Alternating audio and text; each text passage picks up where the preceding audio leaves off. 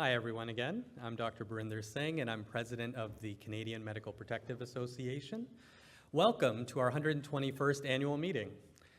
Our meeting this year is being delivered virtually and in person here from Toronto, Ontario. We're excited to have, we're not quite sure of the numbers right now, but over 100 members with us in person and online from across Canada. As you can see, we'll be taking a break halfway through the session to give you time to stretch before we discuss and vote on our proposed bylaw amendments to modernize CMPA's governance model. And if amendments are passed, we will also have a discussion and vote on a member motion. I hope you will all stay with us for this important discussion and vote on the proposed bylaw. Much of today's meeting will be delivered in English, but everyone has access to simultaneous interpretation. In-person attendees can use the headsets provided, and those online can select the appropriate language on your screens. Thank you all for taking the time to join us. Let's get started. Lisa, over to you.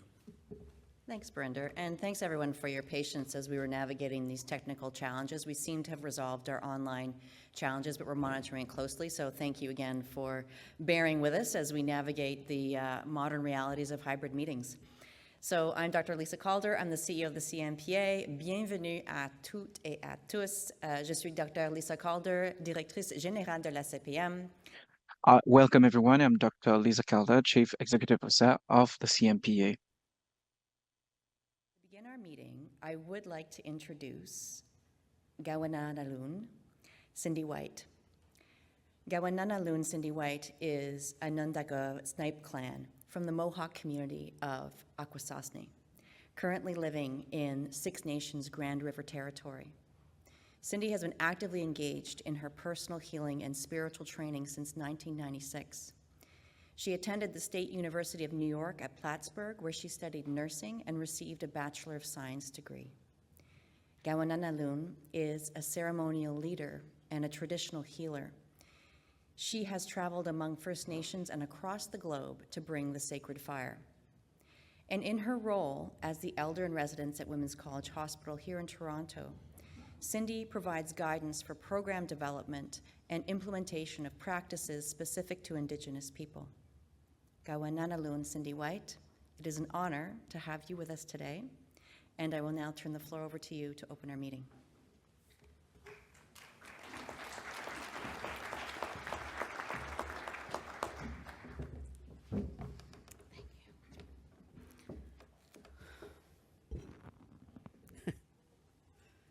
Sego zewaguego, Kawennanoron Jungyets, Watgwa Nawalados. Greetings from my heart to your heart. I welcome you. My name is Precious Words, Anadaga Kwizaslano Dawistawisnii. My lineage is Onondaga.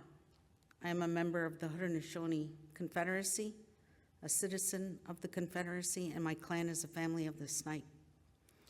I'd like to thank you, Lisa, for that beautiful welcome and introduction. And I just first would like to acknowledge all the people that worked really hard behind the scenes to have everything come together, even with the technical glitches. It's not easy and it will always be a challenge. So thank you, all of you, Nyawa, for your hard work to pull this together. I'd like to offer some words of greetings and Thanksgiving before we move forward, before you move forward to conduct your business. The words that come before the others, Ahonda Kaliwa Dekwa, also known as the Thanksgiving Address. Sego, Skanakoa Sungoit Diesel, Kawennanoron Jungyets, Nyawa Sungoit Diesel Newanezalio, Nyawa Yatini Stone Hunda, Danazewa Guego Kanalunkwa. Ladiwelas. We give you greetings, Creator, the one who made us in the great peace. We thank you for this beautiful day that you've laid in front of us. And we send our love and our gratitude to our Mother, the Earth, and to all the life forms in creation that sustain us. And we'd like to give our deepest gratitude to those thunder beings that visited us last night, because in this region in particular and across Turtle Island, we haven't seen too much of them this summer season. and it shows each time you take a walk in the park and feel that grass crunch. We give thanks and send our love to the mineral life, where the Creator visited the most beautiful places in the universe to gather the dusts to form our mother. We acknowledge the waters, the great salt waters, the fresh waters, the rain waters, and the life waters, the birth waters that bring forward the new life. And we acknowledge that there are 4 grandmothers with the responsibility to manage all those bodies of water that cover our mother, the earth.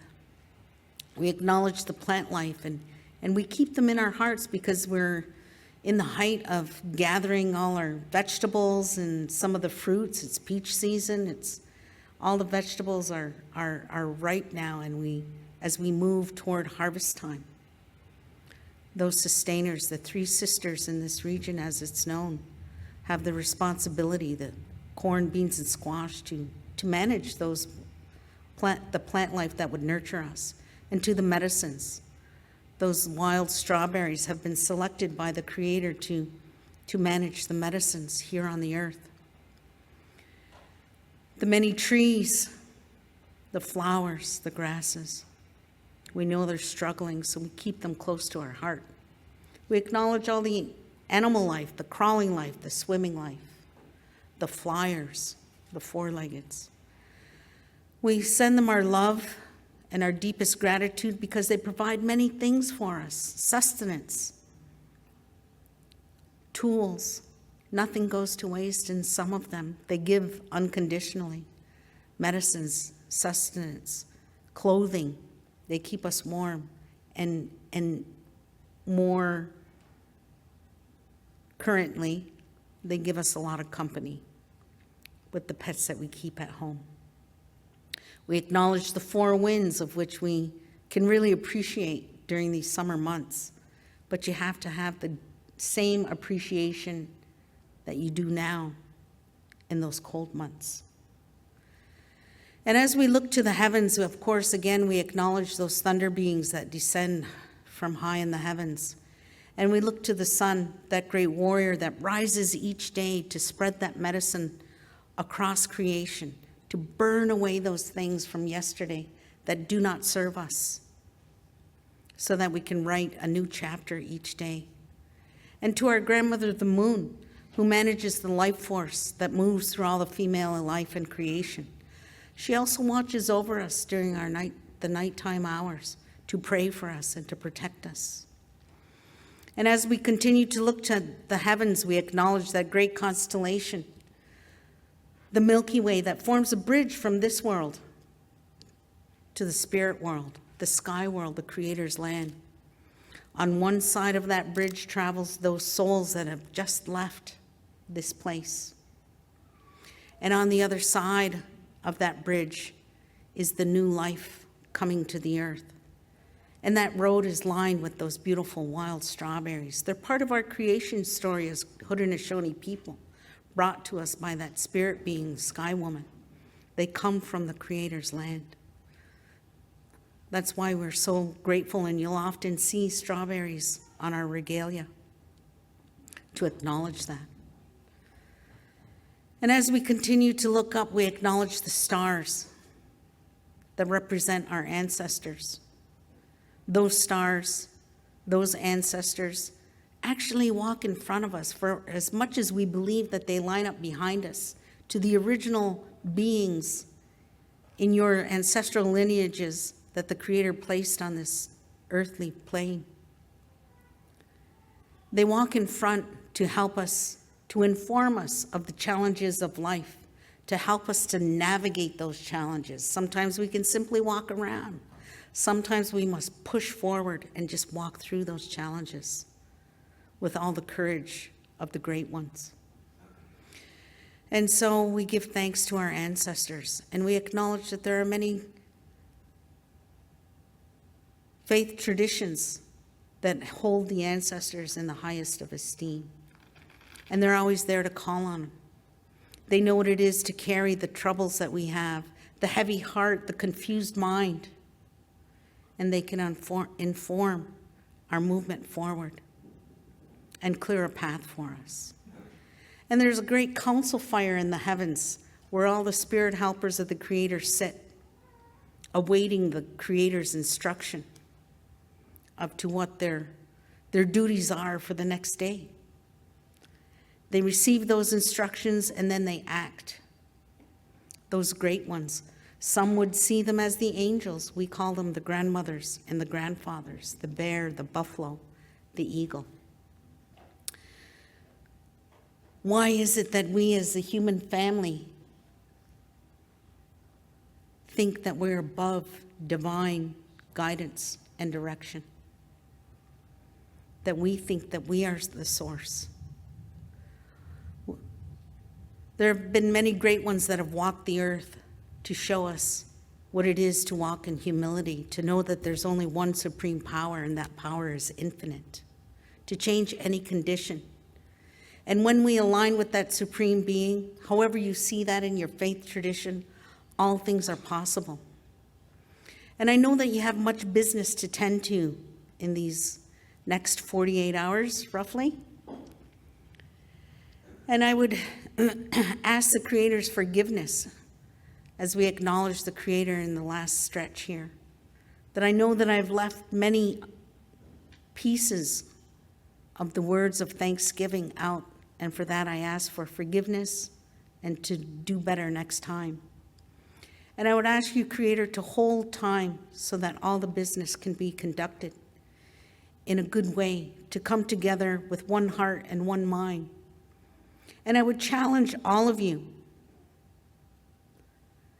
to go deep within, to try to remember why it is that you're here in the first place. To remember that every human being was sent to the earth to be kind, to be generous, to be caring, to uphold one another, and most importantly, to love oneself, to love the source of power, and to love the natural world. Because your children, your grandchildren, and for some of you, great-grandchildren, but more importantly, those that are waiting to come are waiting for you to change a system that doesn't completely serve the way it used to. And so that's the work that lies in front of you, to remember that you have marching orders, a spiritual mandate coming from the highest. To remember your original relationship with the one who made you, and in doing so, to come together with the highest moral and ethical values that should govern how you conduct the care that you give. To remember that it's a life of service. And with that, I say thank you very much. Yawagoa Chimigwach. Thank you.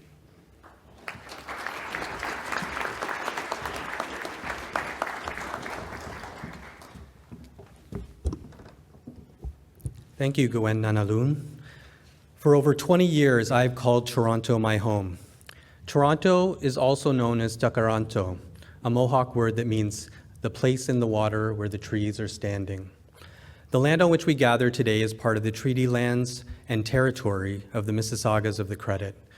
For thousands of years, Indigenous peoples inhabited and cared for this land. I acknowledge the territory of the Anishinaabeg, Huron-Wendat, Haudenosaunee, and Ojibwe Chippewa peoples. The land that is home to the Métis, and most recently, the territory of the Mississaugas of the Credit First Nation, who are direct descendants of the Mississaugas of the Credit. I would also like to acknowledge that the CMPA offices located in Ottawa are on the unceded, unsurrendered territory of the Anishinaabe, Algonquin Nation, whose presence there reaches back to time immemorial. We honor and pay our respect to these lands and to all First Nations, Inuit, and Métis people throughout Turtle Island. Thank you, Brinder, and thank you, Kawennanoron, for that very meaningful opening. A couple of housekeeping items. Please note that only active members can vote on motions at this meeting and ask questions, and that's per the CMPA bylaw. Members who are online will vote on their screens, and those of you in person have those green flashing keypads in front of you. Please let us know if you're having technical issues before the voting begins. We continue to monitor for that for online, and we're here to support you here in person. For members here with us today, there are a couple of microphones situated in the room that you can come forward to ask questions. Please identify yourself, share with us your name and your province and/or territory. And I would ask you to take a moment to review the slide. There's details here on how to vote, how to ask questions, and where you can ask for technical help. We're joined today by a number of colleagues from senior leadership, council, and general counsel who will either be presenting or who are available to answer your questions. We are also fortunate to have 5 former presidents of the CMPA with us: Drs. Deborah Boyce, Jean-Luc Brossard, Michael Cohen, Drs. Jean-Joseph Condé, and Peter Fraser, who are joining virtually, as well as former CMPA CEOs, Drs. Doug Bell and John Gray. Thank you all for joining us.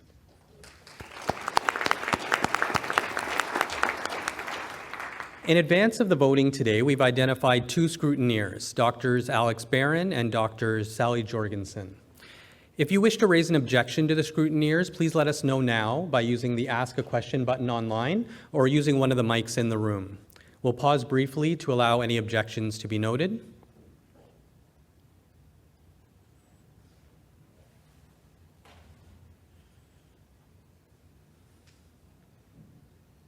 As there are no objections, Dr. Alex Barron and Dr. Sally Jorgensen are appointed scrutineers of the voting. I would now like to seek approval of the minutes from the 2024 annual meeting, which were posted on the CMPA website. Members attending in person, please raise your hand to move or second the motion, and members online can move or second the motion by clicking the messaging tab and selecting move or second from the drop-down menu. I see Dr. Darcy Johnson and Dr. Jean-Luc Brossard first moving and seconding the motions. No changes to the minutes as proposed have been received.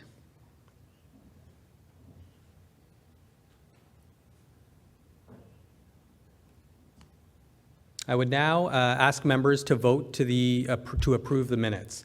The motion will come up on the screen for our virtual members, and we'll pause now for voting.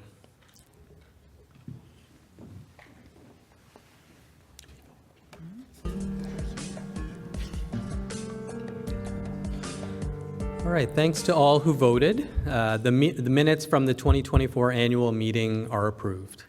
Over to you, Lisa. Thanks, Brenda. This past year, we have heard directly from our members and from healthcare leaders who are all deeply concerned about the challenges that are facing the Canadian healthcare system. The CMPA is actively engaged in responding to these challenges and has met with governments, healthcare organizations about various topics, including artificial intelligence, equity, diversity, and inclusion, and the support for international medical graduates who are new to practice in Canada. Our strategic plan is aimed at meeting members' needs amid these challenges, and the focus is on 3 key priorities: supporting our members and employees, strengthening our foundation through collaboration, and adapting to the changing healthcare environment through modernization. Supporting our members' medico-legal needs underpins everything we do. As you can see on the screen, in 2024, we supported members like you with compassionate peer-to-peer guidance over 54,000 times on the phone and online.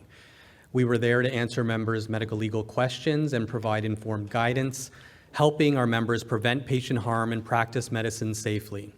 And we understand just how stressful medico-legal events can be. We help members cope with this stress and continue to look for new ways to do this.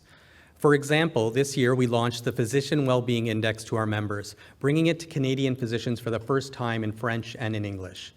Validated by the Mayo Clinic, the Wellbeing Index is an online tool which provides members with an effective way to assess their levels of distress against their peers and links them to local resources. Another way that we support the wellness and medical legal needs of our members is through the Member Support Program. And this program provides tailored support to members who are experiencing either a high or increasing number of medical legal issues. This program has had impactful results. As you can see here, a vast majority of the participants who we surveyed took steps to improve their practice, and long-term impacts have included impressive reductions in college and hospital complaints. I'm now about to speak in French, so those of you who need to may wish to put on their headsets. En plus de notre d'écoute. In addition to our efforts to support physician wellness, we continue to modernize the member experience. We consolidated online resources on medical assistance in dying, AI, and health biases, and we've made them more accessible. When the law on medical assistance in dying changed in Quebec, we provided medical legal advice to help our members manage the risks. To make peer support more accessible, we reduced our call return time to 1 working day. Members can also choose a time when that best suits their busy schedule for our return call. As you can see on the screen, earlier this year we held a general membership survey in which 97% of respondents agreed that CMPA services met the medical legal needs of the profession, while trusted was the top word used to describe the CMPA. We have a mandate to provide, on behalf of our members, timely and appropriate compensation to patients proven to have been harmed by negligent care. In 2024, we paid $322 million in compensation to patients. And I will be speaking again in French, so please put on your headsets if needed. L'EDI est une valeur. EDI is an essential value for efficient and safe healthcare. It is at the heart of our mission. Our members have confirmed that EDI issues are closely linked to medical legal issues. That's why our commitment to EDI is stronger than ever. As you can see on the screen, we've taken concrete steps to make our services more inclusive and to provide equity scholarships. We also used alternate dispute resolution processes in several cases, and we've engaged with stakeholders who have an interest in restorative approaches to healthcare harm. In medical legal cases where members faced racism and/or discrimination, we implemented a new extent of assistance principle, which is intended to better assist and support our members. We're also striving to build a stronger healthcare system by collaborating with stakeholders. And one key area of support is for international medical graduates new to practice in Canada. We recently published new research called 10 Things to Know About IMGs, which myth-busts commonly held narratives using CMPA data. For those of you in person, you can check out our IMG poster, which is in the back of the room. We engaged with the federal government and with provincial and territorial medical associations and federations to address the barriers IMGs face when integrating into the healthcare system in Canada. We will continue to monitor the healthcare environment and the legal landscape for issues that may impact our members. For example, we are aware of significant reforms being proposed to Ontario's civil justice system. Rest assured, we will support you throughout these proposed changes. We continue to strive to develop and deliver inclusive, data-driven learning products that are responsive to the needs of our members and advance safety and medical care. This past year, our learning and advice helped support a group of physicians to keep a medical clinic on the verge of closing open in a First Nations community. We published a paper on our test results follow-up workshop in which 97% of participants said the improvements they made to their test follow-up system significantly enhanced patient safety within their practice. And participants in the patient safety primer course for residents reported a marked improvement in their communication skills, including cultural and language sensitivity, resulting in an enhanced trust between physicians and patients. Under Council's lead and building on the last 3 years of work, including extensive member engagement, we continue to focus on modernizing our governance model. Our aim is to enhance our agility for continued success in an ever-changing environment. Following last year's membership vote to approve a new governance model, we have made amendments to the bylaw and will present those changes after the break. There will be an opportunity for you to ask questions before we ask you to vote on the proposed bylaw, so please stay tuned. We continue to maintain the largest collection of physician-based medical legal data in the world. and we developed tailored risk information by specialty in 8 new Know Your Risk reports, including tools to allow members to self-assess their medical legal risks against their peers. And we helped shape the future of AI in healthcare by offering guidance to members via webinars, position papers, and stakeholder engagements. So that completes our high-level overview of our progress against our strategic plan by continuing to support our members, strengthen our foundation through collaboration, and adapt to the changing healthcare environment through modernization. We're now going to turn to our financials, and we're going to start with a message from Dr. Katie Schufelt, First Vice President and Chair of the Audit Committee, who I will invite to the podium. Welcome, Katie.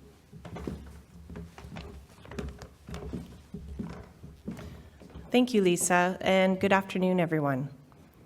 The CMPA Audit Committee is comprised of 5 members of council, plus 2 external financial experts, all of whom are independent of management.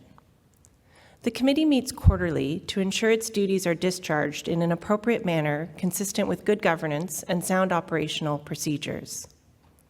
As chair of the Audit Committee, I'm pleased to report on our activities with respect to the 2024 financial statements, which have been prepared by management and audited by the firm KPMG. The Audit Committee has reviewed these statements with management and with the auditors. KPMG has attested that the CMPA statements properly present the results of operations in 2024 and the financial position of the association as of December 31st, 2024. In the next few minutes, we'll watch a video where our Chief Financial Officer, Corey Garbalinski, shares the 2024 financial report. We'll then watch a video narrated by our CEO, Lisa Calder, outlining the regional fee requirements for 2026. Let's start with the first video.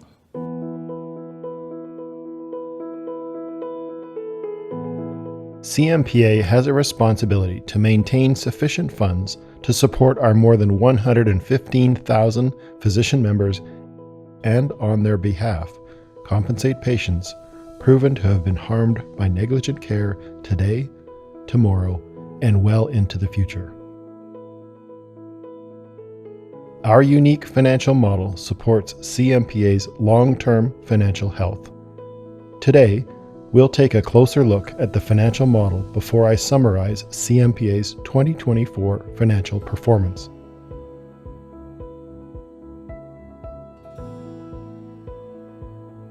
Four key principles to keep in mind when considering CMPA finances and our financial performance are: first, occurrence-based protection.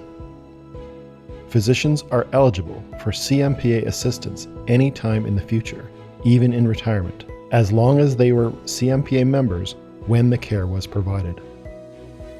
This means we must hold funds to support members and compensate patients up to 4 decades from the time care was delivered. 2. Members pay the expected cost of their protection through yearly membership fees.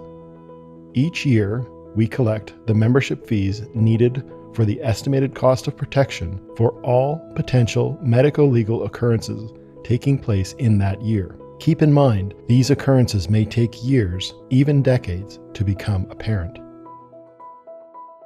Third, CMPA is a not-for-profit, member-based organization.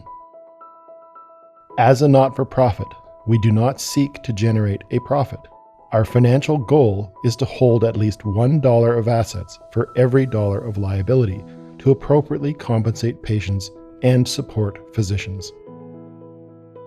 4. CMPA's financial model is self-correcting.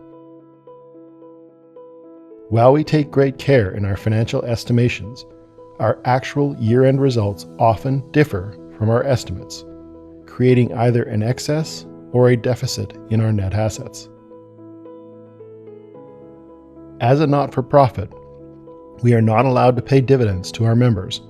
Instead, we increase or decrease membership fees year to year in an effort to balance our net asset position.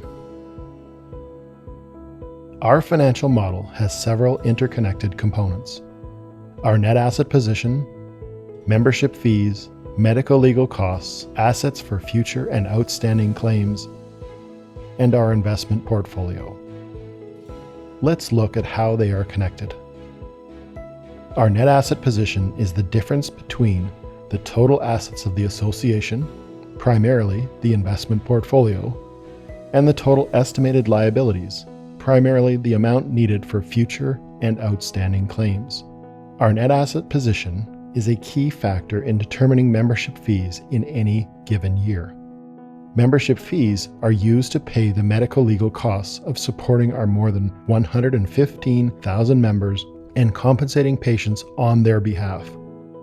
Medico-legal costs and their changing trends, such as the cost per case, case complexity, and new case volume, shape the size of our assets needed for future and outstanding claims. This is the amount of money needed to appropriately compensate patients proven to be harmed by negligent care and to manage future legal and administrative expenses. The membership fees are invested in our investment portfolio, which in turn earns income to ensure we can appropriately compensate patients on behalf of members and pay our members' future medical legal expenses.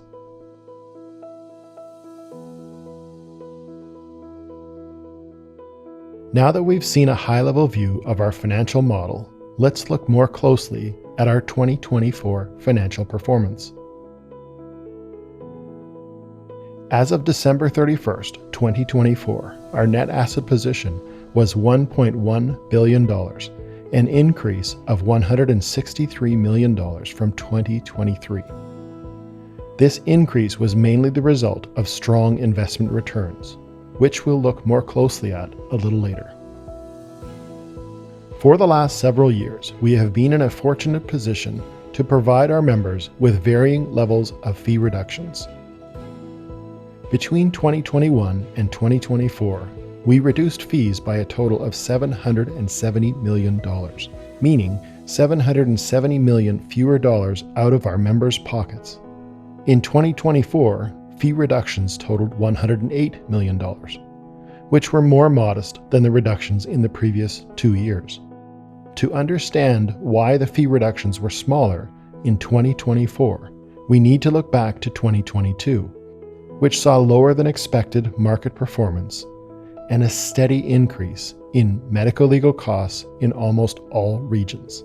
The combination of higher medico-legal costs and lower investment returns meant our overall financial position decreased.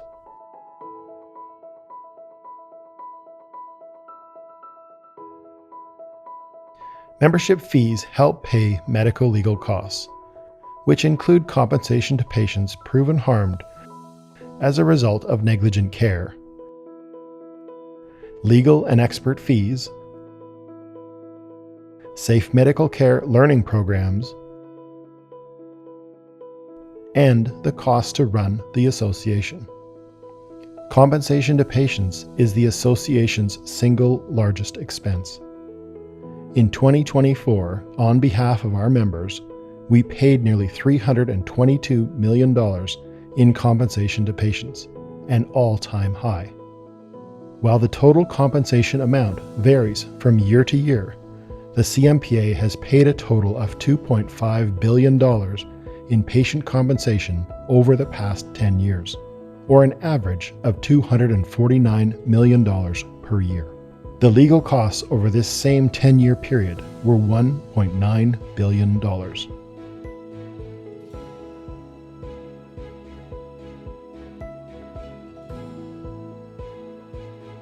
The assets for future and outstanding claims are the sum of all the estimated future medical legal costs resulting from the care provided by members up to and including 2024. For care delivered in 2024, we ensure we have funds available to cover any expense related to care for the next 4 decades. As of December 31st, 2024, the estimate for all future and outstanding claims was $4.4 billion, an increase of $217 million from 2023, based on updated cost trends. Compensation to patients accounts for over 2/3 of this $4.4 billion amount. To provide impartial oversight of our actuarial calculation, we engaged an external peer reviewer, Ernst & Young, to perform an independent calculation, which strongly aligned with our own. This was then audited by KPMG as part of their external audit of our financial statements.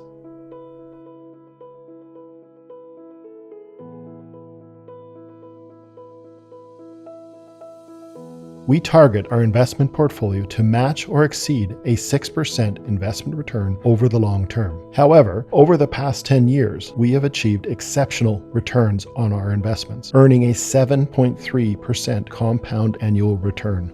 In 2024, the investment portfolio had a net value of $5.9 billion, an increase of $309 million from 2023. The growth in the net investment portfolio over 2023 levels was due to an overall increase in financial markets, in which we exceeded our target, earning an investment return of 13.6%.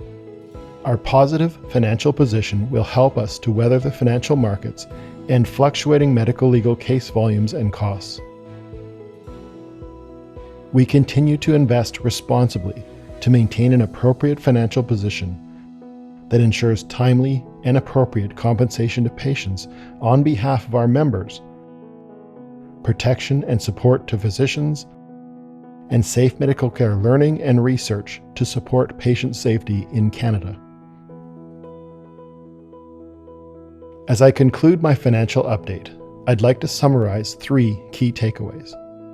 First, due to our occurrence-based protection, CMPA operates with a long-term financial horizon of up to 4 decades into the future, allowing us to protect members and compensate their patients today, tomorrow, and for years to come. Second, fee increases or decreases are the primary tool used by CMPA to manage our overall net asset position. And finally, our positive net asset position in 2024 should provide confidence to members and their patients that we are here for them when needed.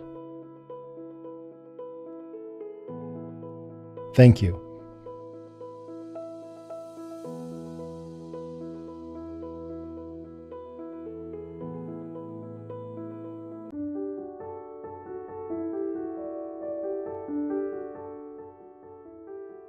Each year, we set membership fees to support the financial sustainability of CMPA, while striving to keep fees as low as possible. Membership fees vary across our 4 fee regions due to regional differences in medico-legal costs, the number of physicians, frequency of cases, and the risk levels of different specialties. Membership fees are collected to pay the estimated medico-legal costs of any given year, including compensation to patients and the cost to support our members for up to 4 decades. We're committed to managing our members' fees with care and foresight. Our aim is to keep membership fees relatively stable over the long term, even as investment markets and medico-legal costs fluctuate. Depending on our financial position, we use fee debits and credits. And in the last 4 years alone, we've returned close to $770 million to our members in fee credits, largely due to the positive performance of our investment portfolio. This means the returns from our investment portfolio have paid a large portion of our members' cost of protection, rather than our members themselves. While membership fees are paid entirely by members, all provincial and territorial governments and their medical associations or federations have negotiated reimbursement agreements that are intended to offset some of the cost of liability protection. CMPA is not party to these negotiations.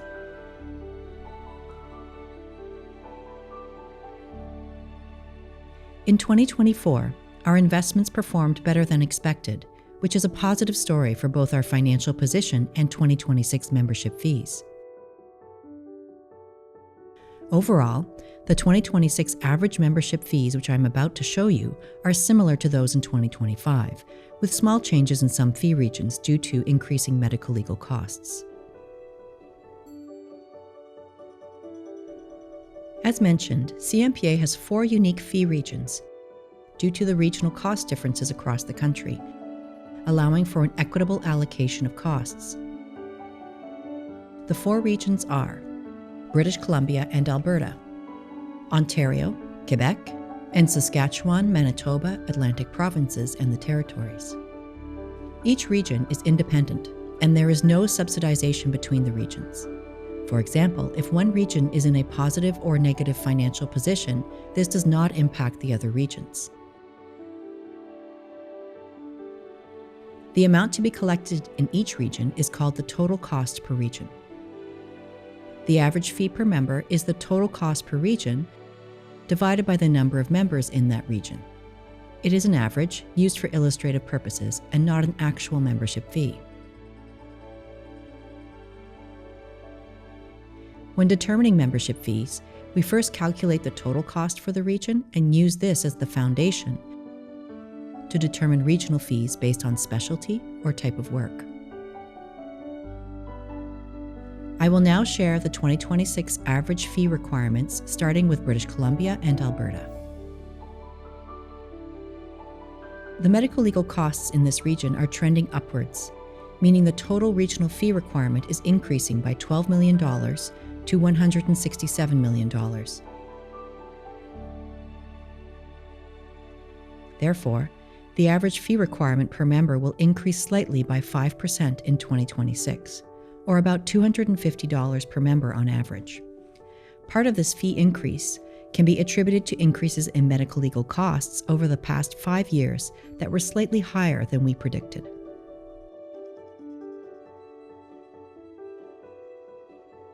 The cost of providing medical liability protection in Ontario is greater than in any other region, which is reflected in the membership fee.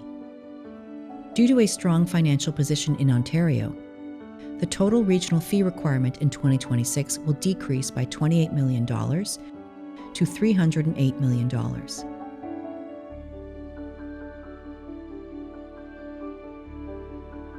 This means the average fee requirement per member decreases by 10% to $6,558.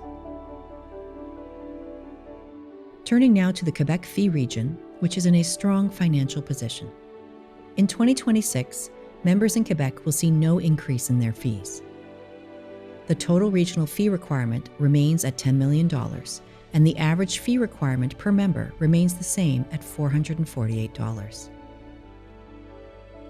The fees in the Saskatchewan, Manitoba, Atlantic, and Territories region will increase in 2026 to ensure alignment with projected medical legal costs. In 2026, the total regional fee requirement will increase by $5 million to $26 million.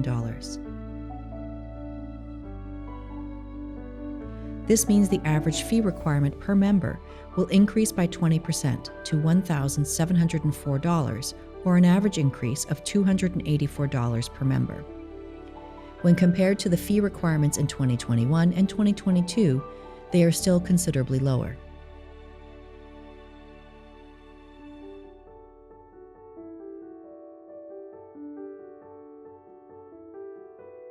Here is an overview of recent average fee requirements per member by region. As you can see, even though fees have increased in the Saskatchewan, Manitoba, Atlantic, and Territories region, and the British Columbia and Alberta region, fees in all regions are still below 2020 average fees.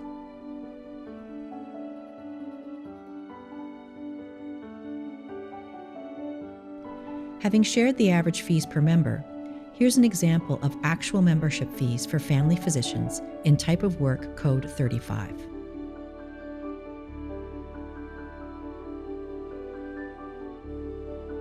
The full listing of 2026 membership fees is now available on our website. You will be notified by email in the fall when the annual invoices are available on our website via the secure CMPA member portal. Our strong financial position should assure members that we will continue to be there for you and compensate patients proven to have been harmed by negligent care on your behalf, today, tomorrow, and well into the future. Thank you.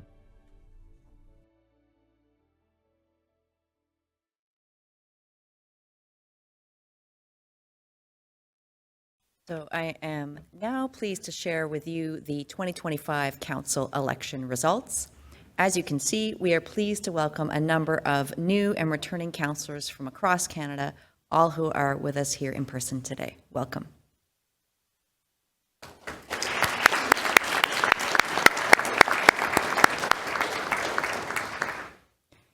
I would also like to recognize our 4 departing council members, Dr. Susan Chafe, Dr. Toye Oyelesi, Dr. Tracy Ross, and Dr. Sanjeev Sokanathan.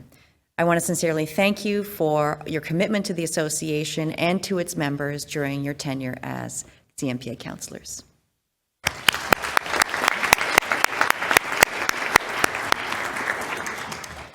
And now I'm going to take a moment to recognize the end of a chapter in CMPA history. After almost 40 remarkable years of service, Dominic Carolla, right there, our esteemed lead general counsel, is retiring from his position. Dom has been a steadfast presence and a guiding force through decades of change in both the legal and the medical professions. His wisdom, his integrity, and unwavering commitment have shaped CMPA in profound ways. Dom, your presence will be deeply missed. On behalf of CMPA, thank you, and we wish you all the best in this next chapter.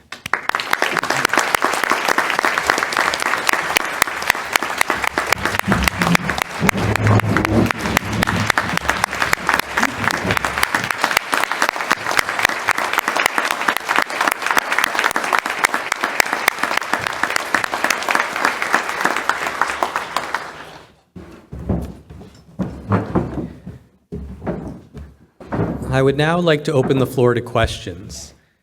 After the Q&A period, we'll take a 15-minute break and then return for a discussion and vote on our proposed bylaw.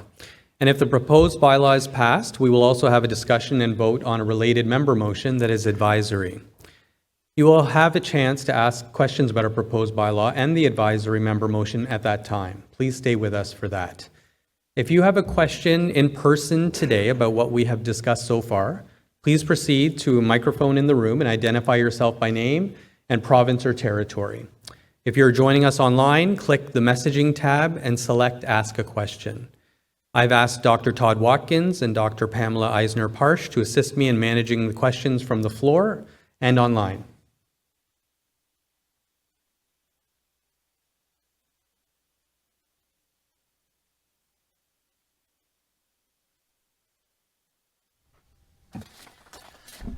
Dominique Tremblay, Québec.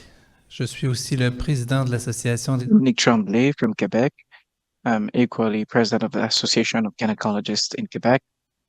And I understand that there's no plan to increase membership contributions for Quebec. However, there's a pending case in the obstetric division to the tune of about 20 million. That was a decision from the superior courts. And this brings about new jurisprudence on payments in the private sector, as well as potential losses of income. And this is of concern because if this becomes the new norm, the consequences may be quite significant.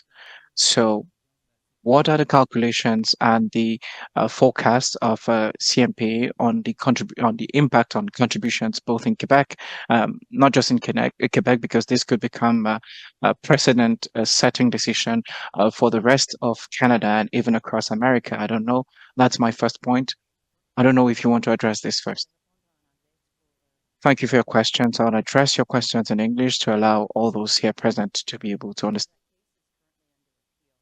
So it's early for us to draw conclusions on the impact of that case, the implications of that case, and one of your questions was, is it going to impact fees in Quebec? The region of Quebec is in a strong financial position. We've offered a lot of fee credits in that region recently, so we believe it's in a strong position, but our actuaries are very carefully looking at the impacts of the provision and looking at it and making sure that we have the resources we need. I'm going to ask Dom if he has any further comments on the jurisprudence around the case, but again, we're not commenting specifically on it because it is under appeal, and so it's early to understand full implications, but Dom, you may have more to add. Thanks, Lisa. I would just add that, of course, we're paying attention to the case.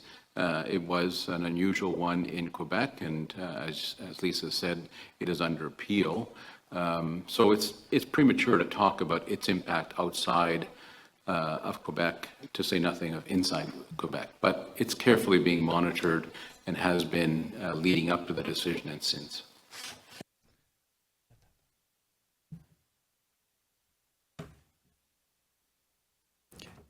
Thank you. Dr. Watkins, do we have any online? Thank you, Dr. Singh.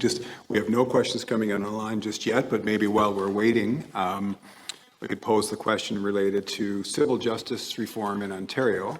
Pam may wish to say a few words about some of the significant changes that are being proposed in Ontario, and Don may wish to add to that. Go ahead, Pam. Thank you, Barinder and Todd. This has been a really interesting development that we've been watching very carefully and have been engaging in. And it is clear that there are significant changes afoot. Dom can reflect on how significant those changes are, but of a magnitude that we've not seen, certainly in my time at the association and prior to that. The impact on members will really be around a sort of an upfront loading of the responsibility of members to contribute to the defense of their case. So it is highly likely, for instance, that there will be a pre-litigation protocol before a case goes to court. In other words, the two parties will need to come together and develop some approaches to managing the file, identifying substantive issues, etc. That's going to mean that individual physicians are going to need to engage in their defense much earlier in the case than they might have otherwise engaged in their defense, and be much more responsive in the early days as we try to put together the foundations of the response to the claim. That's just one example. Overall, we see some benefits that will enhance the effectiveness and efficiency of the system, but will also allow for some earlier settlements in cases where those settlements should be occurring more quickly. So there will be a combination of issues that members will need to deal with, but overall we are feeling quite optimistic about it. Dom, did you have anything you wanted to add to that? Just the timeline. So we don't actually have the final recommendations on reform. We expect them to be announced in September, with then a period to follow where they will be operationalized into rules of procedure. But there is no question what's being considered would represent the most substantial reform to civil justice in Ontario in about 40 years. Just about when I started. And so it's a significant change. We're paying very close attention, in fact, participating in the consultation process. And I would also comment, perhaps a little bit editorially, that it's probably necessary. The current civil justice system in Ontario and across the country does not move quickly. And it is in the need of reform. It needs to be modernized along with the rest of the world. And so something needs to happen, and hopefully these reforms will move in that direction. And I'll just add to that, we have been very much not just following this, but in active conversations with the groups who are preparing these reforms. And so it's been an opportunity for us to bring forward what we think is not just in the interest of improving the judicial system, but what's also going to support our members. I know that HEROC is here. We've also been working with HEROC on this as well, and just making sure that we have informed views of what to expect, what to anticipate, so we can best support our members. Thank you. One more question from the CMPA while we wait. Many provinces are actively recruiting international medical graduates at present. What is the CMPA doing to help IMGs new to Canadian practice? I'll ask Dr. Alemian to comment on this one. Thank you, Barinder. So as Lisa mentioned in the presentation, international medical graduates have been a focus for us. It is no surprise to anyone in this room and online that we have an HHR crisis, human health resources crisis in Canada. And one of the solutions to this crisis is in recruiting and having more international medical graduates within the system, within the healthcare system. So Lisa made a reference, again, we can't show that. For those who are online, you can certainly go on our website and see the infographic that Lisa was referencing. But for those in the room, there's an infographic at the back. And that infographic highlights the alignment between some of the departments within CMPA where we've come together, really taking this issue seriously and trying to understand what are some of the challenges for international medical graduates who are new to practice in Canada. And some of the biggest challenges are, again, this will be no surprise to anyone in this room, is integrating into the healthcare system, the complexities within the healthcare system, understanding how to navigate the healthcare system, and what are these barriers that they need to overcome.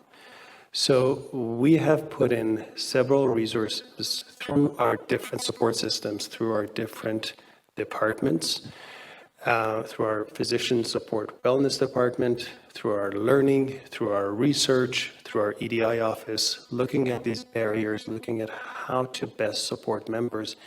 And incidentally, it is one of our fastest growing segment of our membership.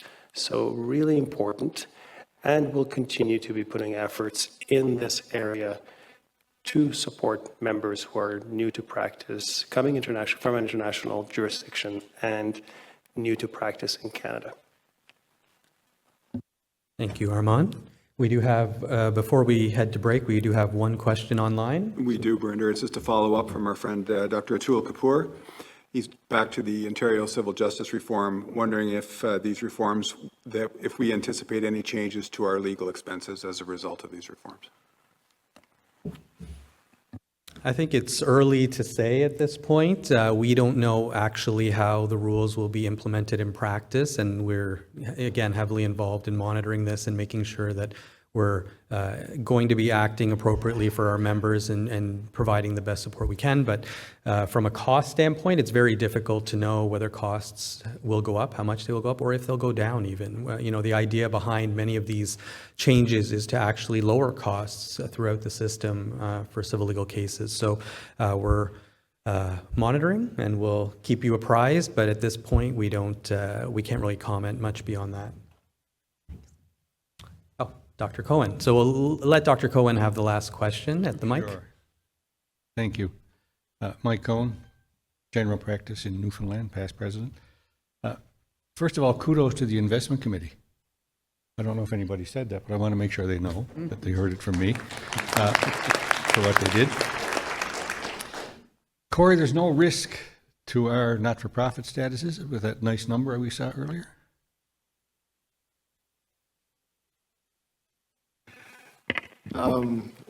Yeah, I think there's always a risk as to where we have our financial position, but we feel like we are in a solid position. We do feel like because what we use our excess assets to do is to lower membership fees in the future, and we feel that sets us up well to be able to have a strong argument in support of the position that we have. Thank you. And one last comment. International medical graduates are very interesting. I work with 3. I see the threats they're under, and oftentimes the threats come from patients to try to force them to do things that they don't want to do because they will lodge a complaint with the college, which threatens their ability to move interprovincially or otherwise, and it's going to increase. So again, kudos to CMPA for working Armand on that to try and solve these issues, but it's going to become a bigger problem. Thank you. Thanks, Dr. Cohen. So thank you all for your great questions. We'll now take a short break. Please come back at 3:15 Eastern Standard Time to discuss our... 3:30. I don't have a watch. 3:30 to discuss our proposed bylaw and to vote. Thank you, everyone. Hello. Thank you. So thank you again for all joining us. Thanks, Darcy. We'll now discuss our proposed bylaw. Just before we start, we are aware that a small number of people are having trouble logging in online, and so those who have reached out to us, we will give them an opportunity if they're still unable to sign in to vote by email, and we'll tally those. But most of the issues with any online participation have been solved, and most people have been able to get into the meeting. So as a side note, our current governing body is known as Council. In Bylaw 53, the one we're presenting today, it's proposed that council be renamed the board and councillors be called board directors. In our discussion today, we will also use this new terminology. As you may know, CMPA was formed by an act of parliament. Amending our bylaw is therefore a complex and lengthy process which requires approval from the federal cabinet. Given this, we only amend our bylaws when changes are truly needed. As you can see, we haven't made a bylaw change in 15 years. Our current bylaws have served us very well, but to be a modern organization, we acknowledge that we need to evolve. The proposed bylaw we put for you today, which you will vote on today, reflects this evolution. Our members are very clear. They want a responsive and agile CMPA with a governing board that is positioned to respond to changes in the healthcare and medical legal environment. Bylaw 53 responds to this need. It has been developed to reflect CMPA's and the healthcare system's complex and ever-evolving environments. It aims to be relevant for at least the next 10 years. It uses modern and flexible language, which allows us to more easily adopt modern business practices. And most importantly, it's written such that it allows for adaptability over time. Before we looked at some of the major amendments to the bylaw, let's take a minute to walk through how we got here. In 2022, a motion to review our governance model was approved by the membership. This motion was very timely, as Council had already begun to explore modernizing our governance framework. Following that motion, we consulted with members, engaged with experts, and conducted research to build a series of recommendations to enhance our governance model for years to come. At last year's annual meeting, members voted to approve recommendations to enhance our governance model detailed in the Modernizing CMPA Governance Review Report. Following the vote, we committed to implementing the recommendations and bringing back the proposed bylaw to members for a vote at the 2025 annual meeting, and we've done just that. I'm excited to share with you today the proposed bylaw 53 for member review and vote. We've listened to our members and been thoughtful in the amendments we're proposing today. We believe these changes will give members more opportunities to shape CMPA governance, including being elected or appointed to the board or to the nominating committee. The amendments will give CMPA more flexibility to support members by increasing our organizational responsiveness, providing opportunities to strengthen skills and diversity across our board, and supporting strong decision-making. No matter how our governance and bylaws evolve, please know that CMPA will continue to be there for you with compassionate support, medical legal assistance, and data-driven learning and research to help you reduce risk in your practice. In a moment, we'll watch a video that walks you through some of the key bylaw amendments. Following the video, the motion will be presented, the floor will be open for questions, and then members will be asked to vote on proposed bylaw 53. If the proposed bylaw is approved, we will then present a member's advisory motion which relates to bylaw 53's nomination process. Let's roll the video.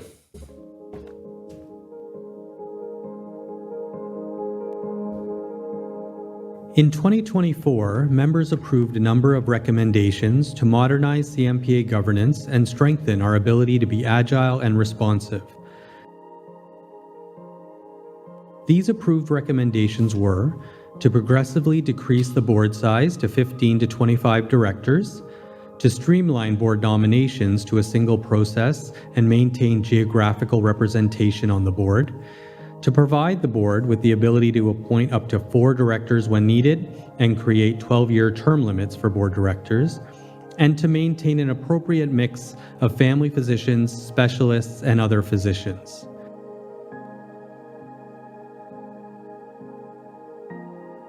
And on June 5th and 6th, we shared the proposed bylaw 53 with members for review and discussion. This video highlights 6 key bylaw amendments which will increase members' opportunities to participate in governance and make CMPA more agile and responsive.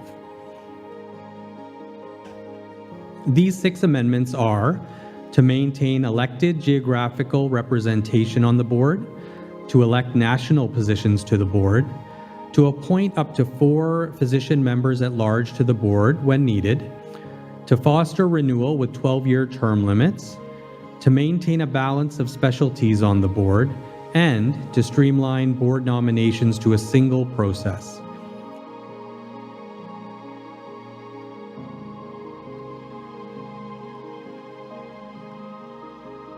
Before we take a closer look, there are a few areas staying the same that I want to highlight. First, the bylaw will maintain members' ability to participate in elections. Elections will continue in geographical areas, and the board will determine the number of positions. The board remains a national body which supports CMPA's work at a national level. CMPA remains committed to maintaining the balance of specialties on the board. The board will continue to set the skills and competencies needed for each board position. The board will evaluate a slate of candidates recommended by the nominating committee using a robust skills and diversity matrix. Most importantly, CMPA will continue to be here for members with compassionate assistance, advice, and guidance. Now let's walk through the amendments.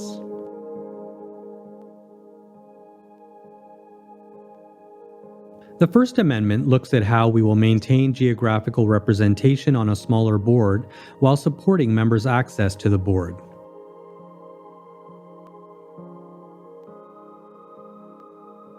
So what's new? The board size will be reduced to 15 to 25 directors. The current bylaw provides a minimum threshold of no fewer than one elected position from each geographical area and dictates the number of geographical areas for election.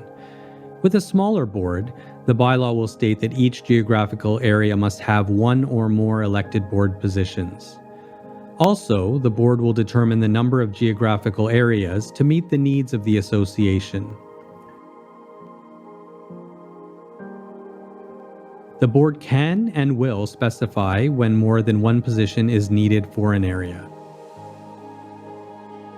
The Second Amendment looks at creating elected positions at a national level to provide opportunities to strengthen diversity and skills across our board, and to increase opportunities to vote, as members will be able to vote for candidates in their region and for national candidates. Moving forward, the board will include positions elected at a national level, as well as by geographical area. With a smaller board, CMPA needs more flexibility to adjust the board to reflect the makeup of the membership. National positions provide this. National positions will also allow us to include elements that are missing in the board composition, including specialties, skills, practice settings, career stages, diverse lived experiences and viewpoints, geography, and more. Within the governance manual, the board will determine the criteria needed for national positions, as well as the number of positions needed each year. Currently, there is one national board position allocated to a resident. This position will be sunset, and residents will be able to seek nomination for any open position. The Third Amendment looks at appointing up to 4 physician members at large to the board when needed. With a smaller board, CMPA needs more flexibility to adjust composition to better reflect the makeup of the membership or address skill and diversity gaps, things that may not always be captured during the electoral process. The amendment will also increase members' opportunities to sit on the board. The appointed positions will be used to enhance the board's skills and diversity and ensure the board reflects various viewpoints and lived experiences. The positions will also provide an opportunity to address geographical diversity. Definitions for the member-at-large positions will be established by the board and articulated in the governance manual, and may include attributes such as medical specialty, skills, practice setting, geographic area, career stage, and diverse lived experiences and viewpoints. Candidates for the member-at-large positions will be reviewed and recommended by the nominating committee and approved by the board. Any member will have the opportunity to be considered for an appointment as a member-at-large as long as they contribute to the skills and experience needed by the board.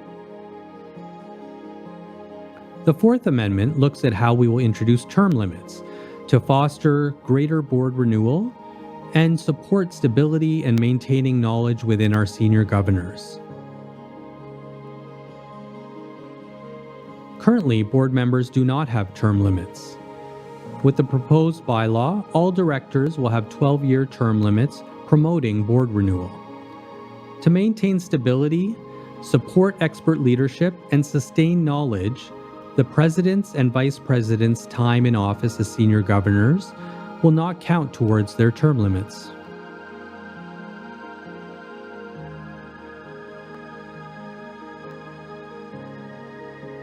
The Fifth Amendment focuses on how we will address the balance of family medicine, specialists, and other physicians on the board, while giving us the flexibility to reflect diversity of medical practice. We've heard loud and clear that maintaining a balance of specialties is crucial to our members, and we are committed to doing so. What's new is how we will maintain the balance. The current bylaw divides the board into two divisions. Division A, Family Medicine and 1 resident position, and Division B, Other Specialties. The definitions of these divisions use language which no longer captures the diversity of medical practice. Specific definitions and categories will be removed from the bylaw. The board will define roles and maintain an appropriate balance using the governance manual, giving CMPA more leeway to respond to emerging issues and changing needs. The Sixth Amendment looks at how we will streamline nominations to a single process to standardize evaluation and enhance members' access to the nominating committee.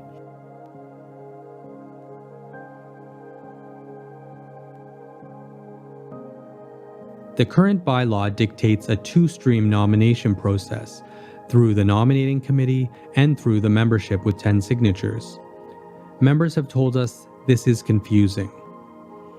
Within this current process, the nominating committee can only recommend one candidate to the board per geographic area, making the candidate pool quite small.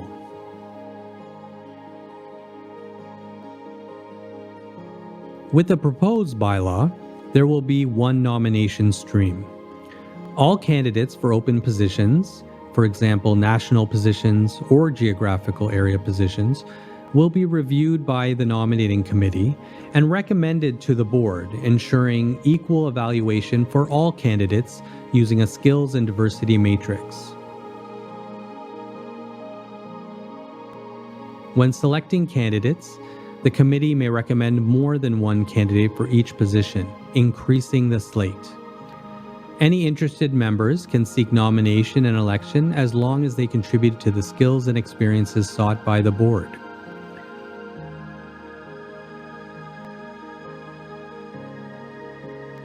Additionally, at least 2 of the nominating committee positions will be filled by CMPA members who do not sit on the board.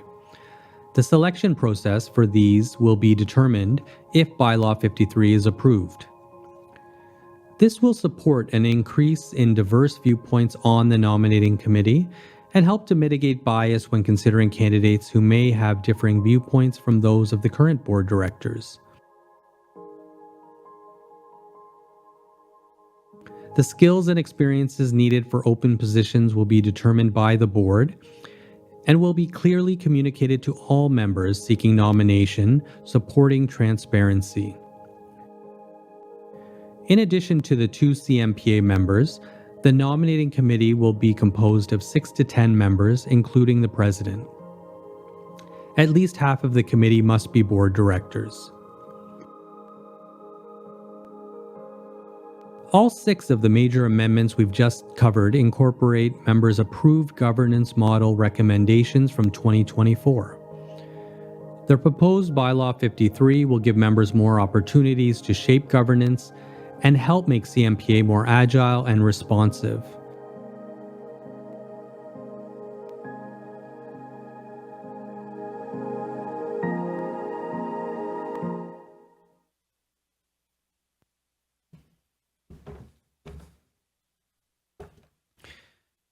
Projected is the motion to approve the bylaw.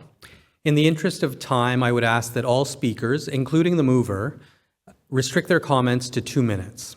This should allow us to hear from as many members as possible. The process of the Bylaw 53 motion will be as follows. The motion will be displayed on the screen. Dr. Paul Healy will move the motion. I will then call for the motion to be seconded. Once the motion has been seconded, Dr. Healy will speak to it briefly. Then I will open the floor to questions and monitor the discussion and address any issues accordingly. Dr. Watkins and Dr. Eisner-Parsh will assist me in managing the questions. Paul, if you could please come to the mic to move the motion.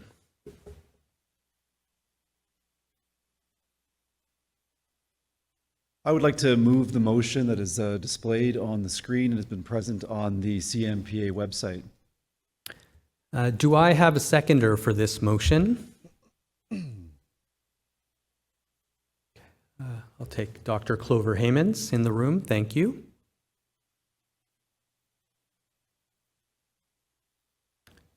So with the motion formally moved and seconded, I invite Paul to speak to the motion for 2 minutes.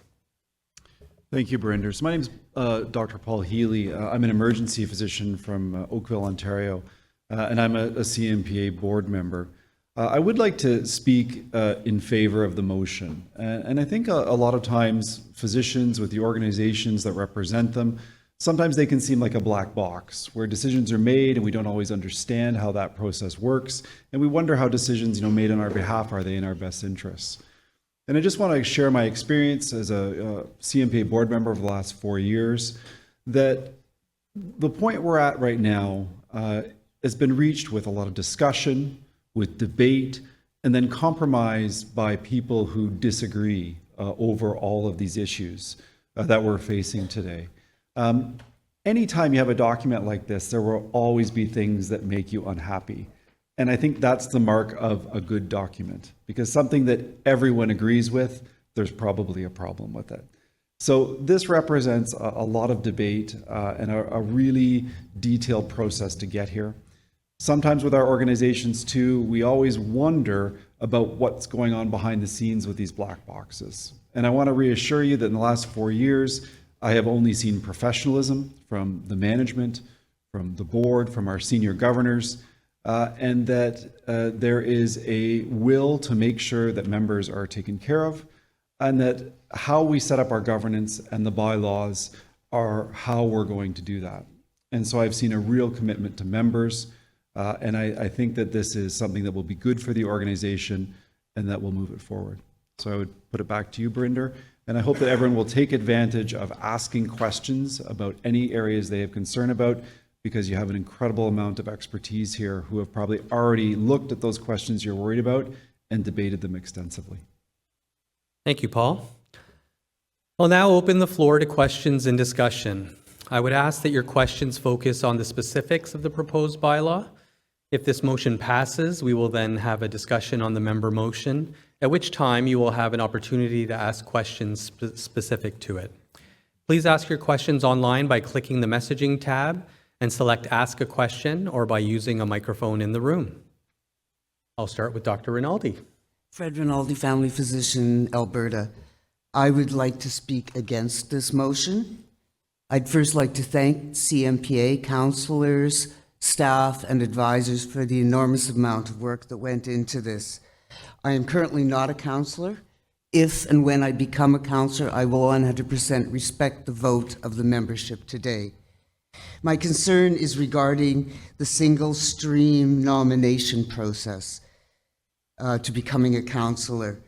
I believe that the bylaws are, loosely put, a contract that affords members an understanding of their rights and obligations, and that changing the bylaws and putting things into less firm documents decries that. I believe that the removal of member nomination from the principle undermines democracy and transparency. There will no longer be any access to council except through the nominating committee. This will not provide extra opportunities for members to join council, nor to participate in council selection. nor to be involved in governance in any kind of a meaningful way. Do the bylaws need to be changed? 100% yes, they do. My thought is that it is better to wait 1 year till the next AGM while CMPA clarifies the nomination process and gets membership input than to wait another 15 years when we again bring the bylaws forward. Thank you for your time. Thanks, Freddie.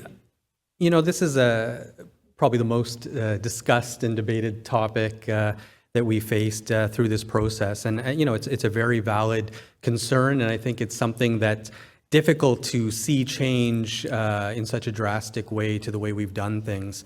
But again, we viewed this holistically, that as we move down from, right now we have a system entirely based in geographic positions, and we have a large board. But when you start to look at coming to a much smaller board and starting to have gaps in skills that we need, we felt that having a nominating committee that's empowered to find us these skills and get them on our board was very important. The thing I can say to hopefully reassure is that, you know, the plan going in is that the geographic positions, the nominating committee is going to have a very light touch. The idea is not to tailor and eliminate people's opportunities to participate. Those positions are for geographic regions, and if people are eligible, they should be able to run. It's where we have national positions, appointed positions. That's where the nominating committee will likely have a stronger hand in kind of tailoring who we're bringing forward. As the board gets smaller and smaller, we don't know what will happen. And so this is why we've created some flexibility there. But we are going to come forward with governance manual changes that will outline what the rules will be and how we will implement all these changes. The basic premise behind all this, though, is exactly what you said. We have found it difficult when we have to make bylaw changes, when we strictly put rules in our bylaw that then has to be approved by government, the federal government, the cabinet. It's very difficult to make bylaw changes, whereas some organizations can make bylaw changes every few years. And so if we start hard coding certain things that we don't know the outcomes of, and we don't know how it's going to affect our functioning as a board, we're worried that that will affect our ability to serve members in the best way possible. So we've created that flexibility. We are going to, assuming the bylaw passes today, we will create a robust governance manual with provisions that members will be able to look at and opine on. And again, I think this empowers members more than anything, because the way the bylaw is, when people bring forward motions, we can't actually act on many of those things because we can't easily go and change our bylaw. If we have rules that are set forth in our governance manual, as most of our rules have been for decades, members can actually look at that, and members can make motions that will cause us to look and make changes. So it's probably not a satisfactory answer to everything, and I respect the dissent on the position here, but hopefully that does help to allay some of the concerns. Mike 2? Thank you. Santana Hernandez. I'm a rural family med resident in southern Alberta. So mine's not for or against yet, depending on the answer. So as an Indigenous woman, I often am brought on boards for my unique skill set in governance. However, I see many Indigenous physicians end up being exploited for their skills to ultimately not advance into senior leadership tracks due to the lack of experience. Yet policies like this could potentially block them from getting those experiences if they're making it to the door and getting a seat at the table from being appointed as opposed to being elected, or they're there for tokenistic reasons. So I recognize the really good intentions behind some of the changes that are being made, but what is the CMPA planning to do to not perpetuate further harms of those with lived experiences? You know, I think the simple fact of our recent approach and delving into EDI has been something that has been a strong push of council and our board and will continue to be so. And I think we're a learning organization. We're going to make missteps. We're continuing to learn and grow. And I think we all need to acknowledge that. You know, we're a very different council than when I joined 10 years ago, and we'll continue to be different as we go forward. But I really view these opportunities to get people in the door and utilize their skills, utilize their lived experience. We put, again, we put this in our materials because we truly believe in this. We think having people there isn't for tokenistic reasons, it's because we truly see the value in bringing in members with diverse lived experience and how that impacts our members, how it impacts our day-to-day practice, but also how it impacts how we view governance and how we implement governance changes. So it's a difficult thing to say because we've seen so many examples, as you've pointed out, of where people are brought in the door and then aren't given opportunities to move forward. Every individual has a different background, a different skill set, and so I think we have to utilize who we have. And I think as we get to a smaller board, our hope is that we'll be able to ensure we have those skills and have people with lived experience that are going to be able to propel our board even more positively going forward. Mic 3. Doctor. Oh, we have online? Yeah. Okay. So just in follow-up to one of the other questions, Dr. Kapoor wants reassurance that the board will provide the final approval of the nominating committee's recommendations? Yeah, we have always said that once we, sorry, can you just clarify that again? Dr. Kapoor is wondering if the board will make a final approval on the nominating committee's recommendations. The board will approve the nominating committee slate, but the nominating committee is meant to be arm's length and doing this work separate from the board, but the board will make the final approval and bring it forward to the members. I'll go to mic 3, Dr. Broussard. Jean-Luc Brossard from Montreal. Jean-Luc Brossard. Last year, I was standing on the podium where Bernard is and presenting the governance review. And so that governance review was supported by the membership. And in fact, that governance review dictates what has to be done. It says that you will decrease the size of the board. And it says that we will have a single route for nomination. All that is in that governance review that was supported and adopted by the Assembly here. So, in fact, the bylaw that you're looking at are just the actualization, operational actualization of what was in that governance review. And in fact, there's something that can be done one way or the other way, but not much. When it says we will implement a single nomination route, it says we'll implement, and it's what is written in the bylaw as it is. When it says we'll decrease the size to 15 to 25, you need to follow what was there. It's the membership last year that says we are supporting that. So what you're looking at today, it's the operational actualization of that governance review. And even the council, as it is this year, we debated a lot.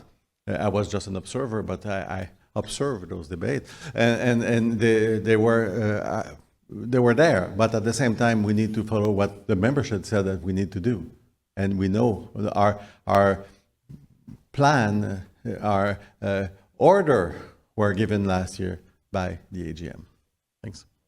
Thank you, Dr. Broussard. Mic 1, Dr. Rosen. Thank you, Barinder. Wayne Rosen from Calgary, Alberta. I'm a general surgeon. I do sit on council, and I want to speak in favor of the motion. I have seen over the last couple of years a great deal of thought and work go into the creation of this bylaw. There is no such thing as a perfect bylaw. Otherwise, we would invariably have landed on it a while back. It's a series of compromises. And we try to achieve a degree of consensus on many of the changes. This bylaw may not be in my own best personal interest if I want to continue on as a councillor or board member on the CMPA, but speaking as a fiduciary, I have very, very little doubt that this is a bylaw that's in the best interests of our membership and Canadian physicians as a whole. The final goal of the CMPA is to defend the integrity of physicians. And I try never to forget that's what we're really aiming for. And having a nimble, agile, responsive board that can change as things modify with healthcare over the next few years is a really great thing. And so I would speak strongly in favor of this motion. I think it's it's not a perfect bylaw because there is no such thing, but I think it is definitely in the best interests of our members and in the best interests of the CMPA. Thank you. Thanks, Dr. Rosen. We'll go online for a question. Dr. Watkins? Indeed, thanks, Brinder. So Dr. Elizabeth Wiley asks to seek clarification about the fact that repeatedly we mention the new bylaw will allow us to be more responsive and agile. And she is looking for some examples in the current model where we haven't been as responsive or agile as we might have otherwise been. So I think the most prominent example that we can give is the size of our council and our ability to get together and make decisions in a quick manner. So when you have anywhere from 29 to 31 councillors, our meetings have to be quarterly, and we're in a sophisticated business, and there's a lot of decisions that need to be made. And rightfully so, all the council members want to be involved in these decisions. They're fiduciaries. They have to be comfortable with the decisions that are being made on their behalf. Ultimately, we have an executive committee that needs to make a lot of decisions in between meetings, which is only a portion of the entire council. So by providing us with an ability to create a smaller board, we can have hopefully the opportunity to eliminate an executive committee, or at least eliminate an executive committee that takes on such a heavy role and such heavy lifting, and will allow the council, all the members of the board, council board, to be fully involved in all discussions and be able to make more decisions together. And we think ultimately this is what's driving us down to a smaller board. As you saw from our presentation earlier, we have a highly successful organization, a highly respected organization, and valued organization. There's not a major issue here we're trying to solve. We are trying to stay ahead of the curve, we're trying to modernize, and we're trying to do what's best for our members. This isn't for us. This is to make sure that we have an organization that has a governance structure that doesn't impede the work, important work that management is doing. We help our management team, and we're able to question them meaningfully in a timely manner. And so I think the size issue really is something that's really important in terms of being able to be more nimble and being able to work in a modern business environment. One more online. There's a question from Dr. Abawayer, who's asking, will the general membership still be able to vote on the slate of nominated candidates? Yes, the general membership, that's exactly the idea. The slate of candidates that's brought forward, whether it's for geographic positions, whether it's for national positions, or not for appointed, but for any elected positions, the general membership will be able to vote. You'll be able to vote for those in your geographic region, and all members will be able to vote for anyone who is put forward for a national position. The national positions, again, will be looking to find skills we're missing. If we're missing a high-risk obstetrician, we're missing a rural family physician from Quebec. Like, these are important characteristics we need on our board, and so we could open up positions and try and get them through there, and then if we're still missing them, we can do it through appointed positions. So there's a lot of different opportunities, and that flexibility will allow us to hopefully create the most effective board that will help serve members in the best way possible. Microphone number 2. Yeah, I'm Tariq Said. I'm a family physician from Mississauga. So I'm not really involved so much in the board, and a lot of people are talking were actually board members already. But for me, it seems that it makes sense to have a smaller board to be more effective. On the other hand, limiting who can be eligible by only from one committee is kind of, you're saying you're going to have more diversity and things like that, but really has a potential cut down diversity if you have one nominating committee and a smaller number of people on the board. And again, that's why I'm against it. And again, we acknowledge that that's a risk, but I think we have to be aware of the risks, and that's why we're being upfront with the idea that we're hoping to mitigate any risk of these things happening, because inherently when you get to a smaller board, if we just had elected positions, it's very possible that you could lose a lot of that diversity and skills that you're looking for. As we go smaller, we've created opportunities through these other avenues to have people come in and still have that diversity, have the skills, have again, we have significant actuarial, a significant actuarial department, investment department, pensions. We need skills. And the one thing we heard loud and clear from members is this board should be physicians. We should not have non-physicians on the board. This was a decision that was made. And so if our board is going to be physicians, entirely physicians, we need to be able to get the skills in to properly oversee the organization and act as a proper governance board. So, again, this is the first step. I think the bylaw getting passed doesn't mean you won't have opportunities to look at our nominating process, to look at how we do things. That's going to be in the governance manual, and a lot of work will go into creating those rules and details that you will have the opportunity to look at and come back to us at an AGM and say, I don't like the way you're doing things, I want you to change this. Microphone number 1. Okay, Lawrence, I'm a family doctor here in Ontario, sometimes in Nova Scotia. Look, the CMPA is a beloved organization. I sometimes think of it like public health. I don't know what you guys do behind the scenes, but whatever you do helps me sleep better at night, and I'm okay with that. And I think a lot of that comes from the fact that the governance for the CMPA thus far has been good.